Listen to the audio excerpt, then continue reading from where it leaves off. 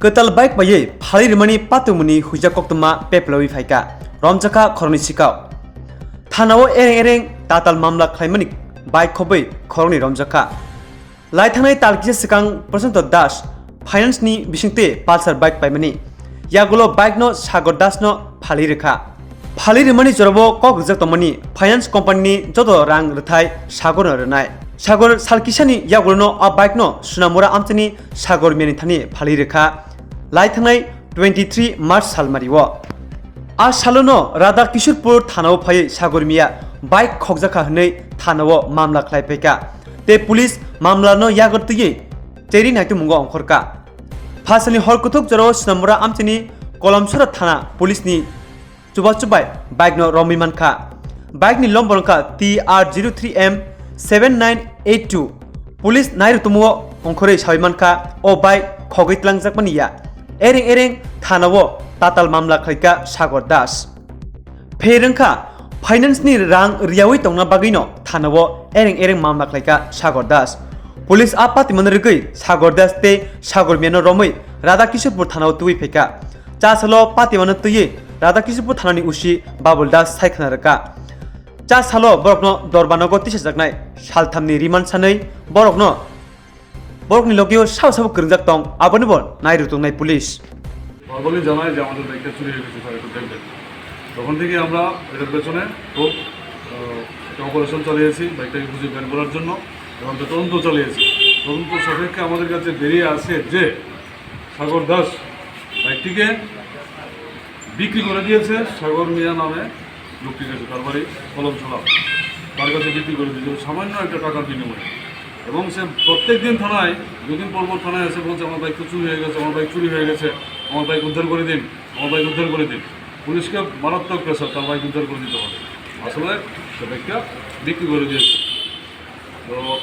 এবার আমরা সেই বাইকটাকে কলমছড়া থানার বড় ভাই আমার রেসপেক্ট প্রশংসা দেয় এবং ওই থানার একজন সাব ইন্সপেক্টর সুপ্রতিম দেয়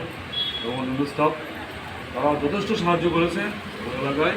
সাগর মিয়ার কাছ থেকে তার কন্ডিশন থেকে আমরা এই বাইকটা সিজ করতে পেরেছি এবং তাকে অ্যারেস্ট করেছি এবং মূল কাণ্ডারি সাগর দাস তাকেও আমরা এই কেসে অ্যারেস্ট করেছি আজকে তাদেরকে আমরা কোর্টে প্রেরণ করবো 3 দিনের পুলিশ রিমান্ডে তাদের কাছ থেকে আমরা আরও এই ধরনের জায়গাটা অনেক কিছু আমরা বের করতে পারবো মামলাটা স্যার মামলার নম্বরটা হলো 84/2023 82 IPC বাইক লিফটিংয়ের কেস তো এই ধরনের ঘটনা আমাদের এখানে প্রায়ই হচ্ছে অরিজিনালি চুরি হচ্ছে না আমাদের কাছে কিছু যুবক ছেলেরা আসছে আমার বাইক তো চুরি হয়ে গেছে কোথা থেকে মাতাবাড়ি থেকে রেল স্টেশন থেকে পিঠা থেকে জাপানিয়া হসপিটালের সামনে থেকে আসলে তারা বাইকগুলি বিক্রি করে দিচ্ছে তারপর আমাদের কাছে আসে বাইক চুরি হয়ে যাচ্ছে আসলে কি তারা ইনস্টলমেন্টে বাইকগুলি নেয় 1 মাস বা 2 মাস চালানোর পর তারা বাইকগুলি বিক্রি করে দেয় একদম ভালো একটা টাকার বিনিময়ে মূল্যটা খুবই কম দামের এত দামি বাইক 2,45,000 টাকার বাইক খুবই কম দামে সে বিক্রি করে দেয় এবং সে হলো সাগর মিয়া হলো ওইদিকে বর্ডার লাইনে তারা বর্ডার তাদের বাড়ি তারা বাংলাদেশে বাইকগুলিকে পাচার করে একটা আমাদের কমিশন পায় তখন সাগর মিয়া আমাদের কাছে এসে বলে 23 তারিখ মার্চ মাসে সন্ধ্যাবেলায় বাইকের যে মেইন মালিক প্রশান্ত দাস বাইকের সাথে করে থানায় নিয়ে আসে এসে বলে আমার বাইক চুরি হয়ে গেছে আমার বাইক উদ্ধার করে দেয় সাগর দাসকে হ্যাঁ সাগর দাস থানায় এসে বলে আমার বাইক চুরি হয়ে গেছে বাইক উদ্ধার করে দিই প্রশান্ত দাস যে মেইন মালিক তার কাছে নোটিশ আসতে থাকে ফাইন্যান্স কোম্পানি থেকে যে আপনি ফাইন্যান্সিয়াল ইনস্ট্রুমেন্ট দিচ্ছেন না তখন প্রশান্ত দাস সাগর দাসকে বলে তুই কেন ফাইন্যান্সিয়াল ইনস্ট্রুমেন্ট দিচ্ছিস না যার কারণে আমার কাছে বারবার বলে যেতেছে তারপর সে বলে যে তার বাইক নাকি চুরি হয়ে গেছে বন্ধুয়ার পাম্প হাউস এলাকা থেকে এবার কারো চুরি করে নিয়ে গেছে এগুলো তার বক্তব্য আবার বাইকের যে মেইন মালিক প্রশান্ত দাস এবং সাগর দাস দুজনে মিলেই থানাতে আসে গত বছর নভেম্বর মাসের 30 তারিখ প্রশান্ত দাস নামে একটা ছেলে তার বাড়ি পিছের এলাকায় সে উদয়পুর সেনগুপ্ত মোটরস থেকে এই বাইকটি ক্রয় করে পালসার 160 তারপর এটার সময় সে 25,000 টাকা ডাউন মানি দেয় এবং এই শর্তে যে 48টা ইনস্টলমেন্টে 4,725 টাকা করে সে বাইকের মূল্য পরিশোধ করে আবার 1 মাস 2 মাস চালানোর পর সে আর ইনস্টলমেন্ট চালাতে পারে না, যার কারণে সে বাইক থেকে আরেকজন এই তার পাশের এলাকারই পালপাড়া, যার নাম সাগর দাস, তার কাছে বিক্রি করে দেয় 16,500 টাকা দিয়ে। এবার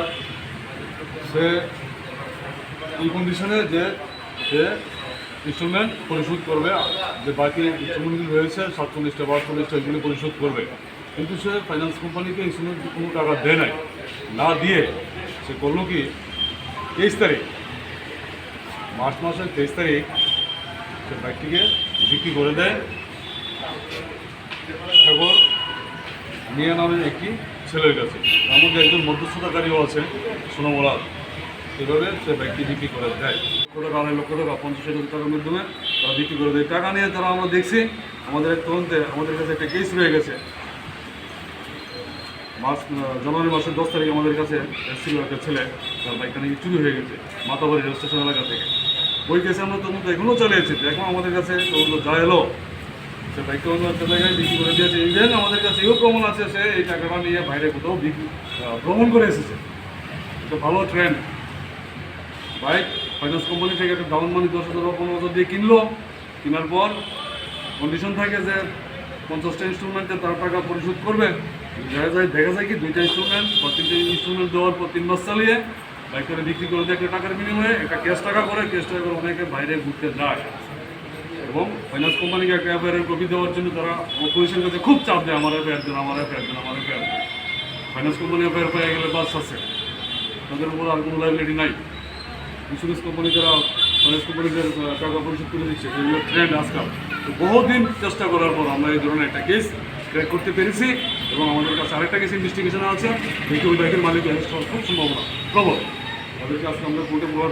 প্রেরণ করছি 3 দিনের পুলিশ রিমান্ডে এবং ব্যাকেটের সাথে যারা যারা যুক্ত তাদের নিশ্চয়ই আমরা যারা